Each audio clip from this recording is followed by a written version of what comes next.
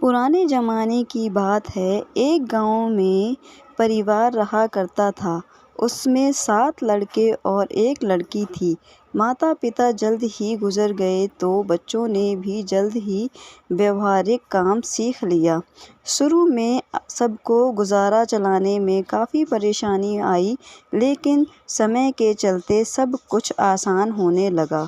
उस समय समाज के पुरुषों का काम जंगली जानवरों का शिकार करना और औरतों का काम सिर्फ घर के कामकाज करना और बच्चों को संभालना होता था। 7 भाई और 1 बहन बड़े प्रेम से मिलजुल कर रहते थे। दिन निकलते ही सातों शिकार के लिए निकल जाया करते थे। बहन सबके लिए खाना पकाती थी और घर के कामकाज करती थी। भाई जब जंगल से वापस आते तो साथ में बड़े बड़े जानवर, पक्षी आदि को मारकर लाते। बहन उनके मांस को बड़े चाव से पकाती और सब भोजन करके तृप्ति का अनुभव करते। ऐसे ही दिन गुजरने लगे। एक दिन की बात है, 7 भाई जंगल को गए थे। शाम होने चली थी। बहन सबके लिए खाना बना रही थी। जब वह सब्जी के लिए हरी साग काट रही थी, चाकू की तेज धार से उसकी एक उंगली कट गई। कटी उंगली से खून की धार बहने लगी। उसने सोचा, यदि भाइयों ने देखा तो वे बड़े दुखी हो जाएंगे। मुझे उन्हें ये बात नहीं बतानी चाहिए। खून को अपने ओढ़नी से पोंछना चाहा, किंतु लगा कि उसके भाई देख लेंगे। फिर उसे दीवार पर पोंछना चाहा, फिर लगा यहाँ तो और अच्छी तरह से दिखाई देगा। वह बेचैन होकर इधर उधर घूमने लगी। कोई ऐसी जगह नहीं मिली जहाँ उसका बहता खून भाइयों की दृष्टि से बच सके। अंत में कोई उपाय न देखकर उसने उसी साग से पोंछ लिया जिसकी वह सब्जी बनाने जा रही थी। शाम को भाई जंगल से वापस आए। बहन ने खाना परोसा। आज सातों को साग बहुत स्वादिष्ट लगा। सातों अपनी उंगलियां चाटते रह गए। बहन की कला की तारीफ की। अपनी तारीफ सुनकर बहन भी खुशी से फूली नहीं समाई। दिन भर के थके होने के कारण सातों भाई जल्दी ही सो गए। अगली सुबह रोज की तरह खा पी कर सातों भाई जंगल की ओर निकल पड़े। जब शिकार तलाशते तलाशते थक गए, सभी एक पेड़ की छांव में बैठकर आराम करने लगे। बातों बातों में रात के भोजन में बहन के द्वारा बनाई गई साग की चर्चा होने लगी। सब कह रहे थे कि इतनी स्वादिष्ट साग की सब्जी आज तक नहीं खाई थी। सबने तय किया कि आज उसके बारे में बहन से ज़रूर पूछेंगे और जान लेंगे कि साग में उसने क्या क्या मिलाया था। शाम को सातों भाइयों ने दोबारा बहन की पाक कुशलता की तारीफ करते हुए पूछा, प्यारी बहन, कल रात साग में तुमने क्या क्या मिलाया था? बहन बताना नहीं चाहती थी। वह सोच रही थी कि अगर उन्हें पता चला कि उसकी उंगली कट गई है तो सभी बहुत दुखी हो जाएंगे। इसलिए उसने जवाब में कहा, कुछ नहीं। बड़े भाई ने कहा, प्यारी बहना, तुम्हें बताना ही पड़ेगा। मैं जानना चाहता हूँ कि हमारी बहन ने इतना स्वादिष्ट साग कैसे बनाया। तुम्हें मेरी सौगंध है। बड़े भाई का सब सम्मान करते थे। बहन को सच बोलना ही पड़ा। उसने धीरे धीरे सारी बात बताते हुए कहा, बस इतना ही, अपना खून मिला दिया था और ज़्यादा कुछ नहीं। यह सुनकर 6 भाइयों के मन में एक कुटिल ख्याल आने लगा। वे सोचने लगे, इसके खून की चंद बूंदें इतनी स्वादिष्ट हैं तो इसका मांस कितना स्वादिष्ट होगा। रात के खाने के बाद सातों सोने के लिए गए। सातों में फिर उसी बात की चर्चा छिड़ गई। बड़ा भाई कहने लगा, अरे खून की कुछ बूंदें इतनी स्वादिष्ट हैं तो शरीर का मांस कितना स्वादिष्ट होगा। सब ने बड़े भाई की बात में हाँ मिलाया। अगले दिन शिकार के लिए जाते समय सातों ने यह योजना बनाई कि बहन को मारकर उसका मांस खाएंगे, खूब स्वादिष्ट होगा। सातवें भाई को अपने बड़े भाइयों की युक्ति बिल्कुल भी उचित नहीं लगी। वह अपनी प्यारी बहन को बचाने के लिए बेचैन हो गया। वह खुलकर इसका विरोध नहीं कर सकता था क्योंकि 6 भाई एक तरफ थे। शिकार करने के बाद सभी भाइयों ने मिलकर एक टीले पर बांस के एक चांग के चबूतरे का निर्माण किया। उनकी योजना यह थी कि बहन को फुसलाकर यहाँ लाएंगे, तीर मारकर उसकी हत्या करके और उसका स्वादिष्ट मांस खाएंगे। अगले दिन बड़े भाई ने बहन से कहा, प्यारी बहन, तुम बड़ी हो गई हो और शादी के लायक हो गई हो। मैंने तुम्हारे लिए एक सुंदर से वर की तलाश की है। आज हम उसका घर देखने जाएंगे। तुम्हें भी सज संवर कर हमारे साथ चलना होगा। बहन शादी की बात से बहुत खुश हुई। तुरंत तैयार होकर भाइयों के साथ चलने लगी। चलते चलते वह थक गई। वह बड़े भाई से पूछने लगी, मेरा ससुराल अब कितना दूर है?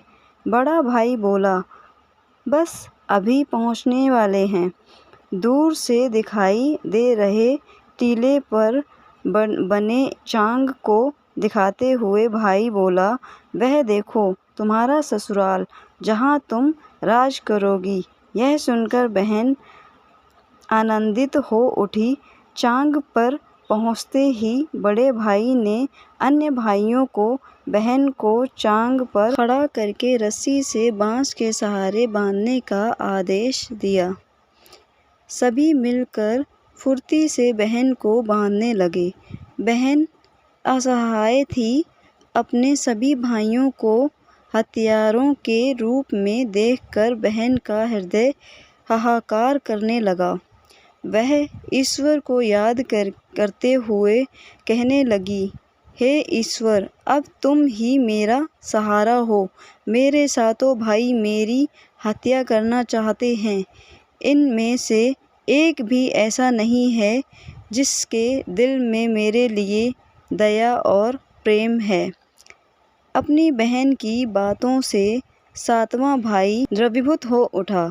बहन की पुकार पर वह तड़प कर रह गया, पर 6 भाइयों का प्रतिवाद करने का साहस नहीं जुटा पाया। बहन को निर्ममता से बांधने के बाद बड़े भाइयों ने सबको बारी बारी से उस पर बाण से प्रहार करने का आदेश दिया। बड़ा भाई हाथों में धनुष बाण लेकर जब प्रहार करने को तैयार हुआ, तब बहन भाई के सामने हाथ जोड़कर करुण स्वर में गाने लगी, मारो मारो भैया छाती में लक्ष्य करके, भैया छाती में लक्ष्य करके, तुम्हारा तीर तुम्हारा धनुष जंगल को जाएगा भैया। मारो मारो भैया छाती में लक्ष्य करके, छाती में लक्ष्य करके, भैया छाती में लक्ष्य करके। भाई ने ये कठोरता दिखाते हुए तीर चलाया, पर उसका निशाना विफल हो गया। इसके बाद दूसरा भाई तीर मारने को तैयार हुआ। बहन ने उसके आगे भी हाथ जोड़ वही करुण गीत दोहराया। उसका भी निशाना चूक गया। इसी तरह सभी भाइयों ने बारी बारी बहन की छाती को लक्ष्य करके तीर मारने की कोशिश की। बहन हर बार यही गीत दोहराती रही। 6 भाई लक्ष्य भेद करने में असफल रहे। अब 7वें की बारी थी। 6 भाई उसे कहने लगे, पूरी ताकत से तीर चलाना, बहन को एक ही बार में ढेर करना। यदि तुम्हारा निशाना चूक गया तो तुम जिंदा नहीं बचोगे। हम सब मिलकर तुम्हें मार देंगे। बहन ने छोटे भाई की जान खतरे में पड़ते देखी। उसने अपनी जान निछावर करके उसे बचाने का निश्चय किया। वह ईश्वर से प्रार्थना करने लगी, हे ईश्वर, मेरे भाई का तीर मेरी छाती भेदने में सफल हो जाए। वह करुण गीत गाने लगी, मारो मारो भैया छाती में लक्ष्य करके, भैया छाती में लक्ष्य करके, तेरा तीर मेरी छाती भेद जाए। मारो भैया मारो छाती में लक्ष्य करके, भैया छाती में लक्ष्य करके। छोटे भाई ने तीर चलाया। उसका तीर बहन के मर्म पर जा लगा। वह दर्द से तड़प उठी। कुछ देर तड़पने के बाद उसके प्राण पखेरु उड़ गए। वह निस्पंद हो गई। अपनी कुटिल योजना सफल होने पर 6 भाइयों की बाँसें खिल गईं। सातों ने मिलकर मृत बहन का शरीर चांग से नीचे उतारा। 6 भाइयों ने मिलकर बहन के शरीर की बोटी बोटी काट डाली। बड़े भाई ने 7वें को जंगल से लकड़ी और पानी लाने का आदेश दिया। छोटा भाई पानी और लकड़ियों के साथ साथ कुछ मछली और केकड़े ले आया। वह अंदर अंदर बहुत व्यथित था। उसके भाई बहन का मांस बड़े चाव से पका रहे थे। वह अपनी प्यारी बहन का मांस नहीं खा पाएगा। अगर नहीं खाएगा तो अन्य भाई उसे गाली देंगे। उसने मांस बनाते समय चुपके से अपने साथ लाई मछलियाँ और केकड़े को आग में दे दिया और अपना खाना जुगाड़ किया। चावल और मांस तैयार हो गया। जमीन पर केले के पत्ते बिछाकर उसमें सबके लिए खाना परोसा गया। छोटे भाई ने पहले ही अपने बैठने के स्थान पर एक छोटा गड्ढा खोद रखा था। उसने अपनी पत्तल में परोसे गए नरमांस को चुपके से गड्ढे में डाल दिया और मछली भात खाने लगा। अन्य भाई बहन की हड्डियाँ चबाने लगे। वह केकड़ा चबाने लगा। जब सबने बहन के शरीर के स्वादिष्ट मांस से अपना पेट भर लिया तो बड़े भाई ने 7वें भाई को जूठा साफ करने को कहा। उसने बहन की बची खुची हड्डियों और शरीर के अन्य भाग जैसे सिर, नाखून, पंजे आदि सभी इकट्ठा करके उसी गड्ढे में डाल दिया और मिट्टी से ढक दिया। कुछ समय बाद उस स्थान पर बांस का एक पौधा उग गया। धीरे धीरे वहाँ बांसों का एक झुरमुट बन गया। एक बार कहीं से एक संत आए और उसी बांस की झुरमुट तले छिपकर मल त्याग करने लगे। उसी समय आकाशवाणी हुई, संत दुर्गंध आ रही है, संत दुर्गंध आ रही है। बार बार यह आकाशवाणी सुनाई देने लगी तो संत ने झटपट उस स्थान को साफ किया। उन्होंने झुरमुट में से एक बांस काटा और अपने साथ ले आए। उस बांस से उन्होंने एक केंद्रा बनाया। वे उसे बजा बजा कर दिन भर लोगों के घर जाकर भिक्षा मांगते थे और बदले में खूब सारा उपदेश देते थे। एक दिन संत भिक्षा के लिए बड़े भाई के द्वार पर गए। तब तक 6 भाइयों का विवाह हो चुका था। केवल 7वां कुंवारा था।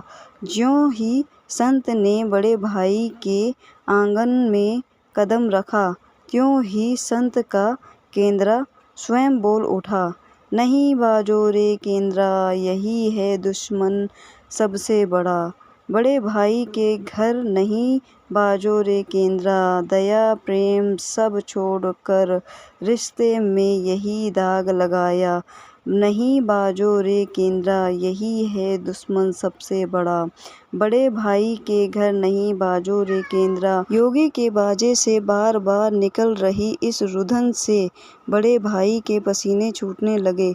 उसने अपनी पत्नी से योगी को तुरंत भिक्षा देकर विदा करने को कहा। इसी तरह योगी बार बार 6 भाइयों के द्वार पर उपस्थित हुए। उनके आंगन पर एक कदम रखते ही केंद्रा से स्वयं ही गीत बजने लगता। उन्होंने भी अपनी पत्नी को तुरंत ही कुछ भिक्षा देकर विदा करने को कहा। उनके मन में यह डर समा गया कि यदि इसी तरह योगी का केंद्रा बजता रहा तो उनकी यह पोल खुल जाएगी कि वे अपनी बहन के हत्यारे हैं। अंत में संत 7वें भाई के घर पहुँचे, जो अभी तक कुंवारा था। वह अकेले रहता था। जब योगी उसके द्वार पर उपस्थित हुए, केंद्रा बोल उठा, बाजो रे बाजो केंद्रा, मेरे सबसे छोटे भाई के घर। मन की बात मन में छिपाकर युग युग से रह रहा है अंतर अंतर में। बाजो रे बाजो केंद्रा, यही है मेरे सबसे प्यारे भाई का घर। योगी के केंद्रा से प्यारा और दिलचस्प गीत बजते सुनकर छोटे भाई ने उन्हें सम्मान के साथ अपने घर में बैठने के लिए आसन दिया। तांबूल पान और जलपान से उनका सत्कार किया। उसके बाद केंद्रा के विषय में चर्चा हुई। योगी ने केंद्रा की जन्म कहानी सविस्तार सुनाई। छोटे भाई ने उस केंद्रा को उसे देने की प्रार्थना की तो योगी ने उसे छोटे भाई को सौंप दिया। योगी के चले जाने के बाद छोटे भाई ने केंद्रा को अपने बिस्तर के सिरहाने की तरफ एक साफ सुथरे स्थान पर धूप दीप जलाकर सम्मान के साथ रखा। कुछ दिनों के बाद छोटे भाई के घर में कुछ परिवर्तन दिखाई देने लगे। जब भी वह काम से लौटकर घर आता, सारा घर साफ सुथरा पाता। जब रोज रोज यही बात दोहराने लगी तो छोटे भाई ने अपनी भाभियों के घर जाकर पूछा, मेरी गैरहाजिरी में आप लोग मेरा घर साफ करते हैं क्या? भाभी ने जवाब दिया, हमें अपने घर के काम काज से फुर्सत नहीं है, तुम्हारा घर कैसे साफ करती? छोटे भाई ने यह निश्चय किया कि आज वह छिप कर देखेगा कि उसका घर कौन साफ करता है। वह घर के कोने में छिप गया। घर सुनसान होते ही स्थापित केंद्रा से उसकी बहन की शक्ल की एक लड़की निकली। घर का सारा काम काज किया और फिर उस केंद्रा में समा गई। छोटे भाई ने यह बात अपनी बड़ी भाभी को जाकर बताई। बड़ी भाभी ने उसे समझाया, ज्यों ही लड़की केंद्रा से बाहर निकलेगी तुम केंद्रा को आग के हवाले कर देना, फिर उस पर तुलसी जल छिड़क देना, फिर देखना क्या होता है। छोटे भाई ने बड़ी भाभी के कहे मुताबिक काम किया। उसने लड़की के निकलते ही केंद्रा को आग के हवाले कर दिया और लड़की पर पवित्र तुलसी जल का छिड़काव किया। तुलसी जल के स्पर्श से वह मानव रूप में आई। भाई ने देखा यह तो उसकी प्यारी बहन है। उसने अपनी बहन को गले से लगा लिया। उसके बाद दोनों भाई बहन बड़े प्रेम से जीवन बिताने लगे।